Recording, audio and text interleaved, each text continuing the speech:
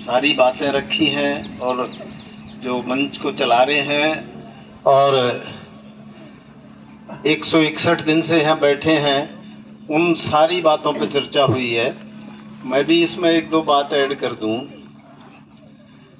कि इसमें हमें ये लगता है कि विधानसभा में इन्होंने रेजुलेशन देना पड़ेगा, कोई प्रस्ताव पास करना पड़ेगा।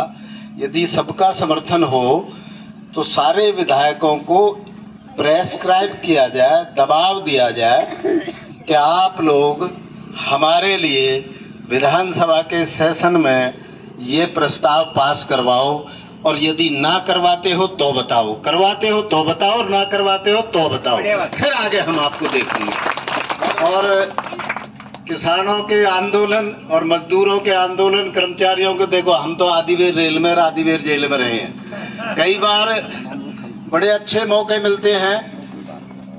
लगभग 40,000 से ऊपर भजनलाल जी ने टर्मिनेट कर दिए थे।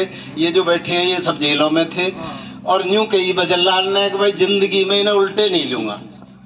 लेकिन कर्मचारियों का आंदोलन इतना मजबूत था कि टर्मिनेट लोग बहाल करे, और हम हिसार की जेल में थे, मतलब बस लगी और जो जहां का था।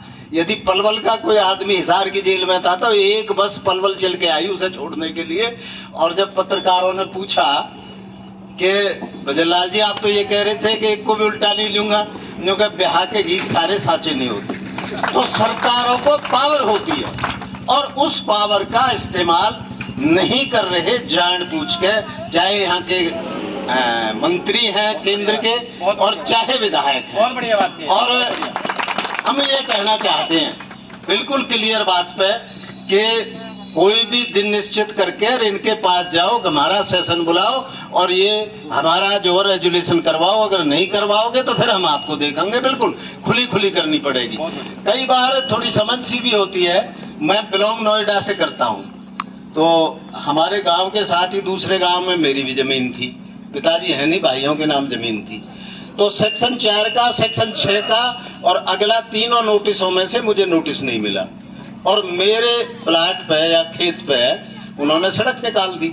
तो वहाँ एक वकील साहब जानते होंगे, डीएम डीआर की पोस्ट होती है, कोई डीआर डीएम, वो सुनवाई करने को आया। वहाँ वकील भी थे और भी कई लोग थे, 20 लोग बैठे थे हम। तो मैंने उससे बड़ी सिंपल सी बात करी, मका जी आपने ना मुझे सेक्शन 4 का नोटिस दिया, ना 6 का नोटिस दिया, ना अगला नोटिस दिया, और आपने रोड निकाल दी। मेरी सलाह यूं कर रही है कि आपके खिलाफ एफआईआर करवा दूं मैं, और मुकदमा चलता रहेगा। वो उठ के वहां से चला गया। सारे वकीलों ने बड़ी रिक्वेस्ट कर लीजिए आप आओ, हमारी बात तो सुनो, चलो याने तो उलझा दी।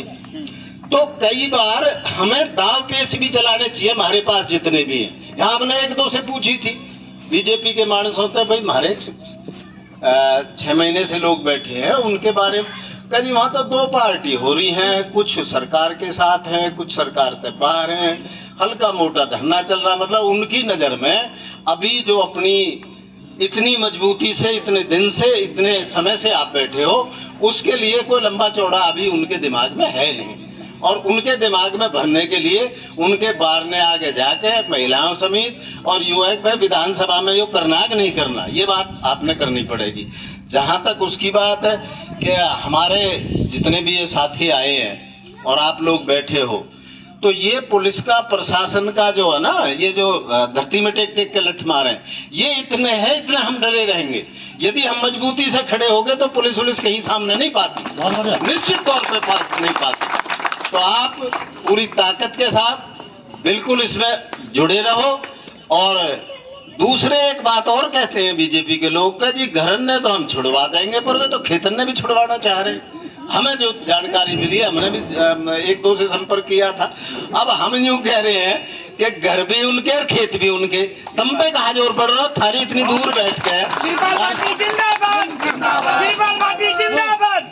तुम इतनी दूर बैठ के और यहाँ पे वो ले रहे हो, उनके बीच में जाए के पूछ लो के आदमियों के खेत है, के घर है, क्या उन्हें खेतों के घर की जरूरत है या नहीं है।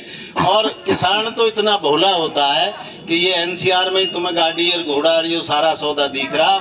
अगर 100 किलोमीटर कोई सी साइड में जाओगे तो किसानों की आज भी जो 20 साल 30 साल पहले पोजीशन थी वही पोजीशन है, कोई ज्यादा अंतर नहीं है। लेकिन हम चूंकि हमें रोजगार मिल गए, कहीं किसी का कोई प्लॉट व्लॉट बिक गया, गाड़ी घोड़ा थे, मकान थे, थोड़े से ऐसे लगते हैं कि पता नहीं ये क्या बन गए, लेकिन हालात वही हैं।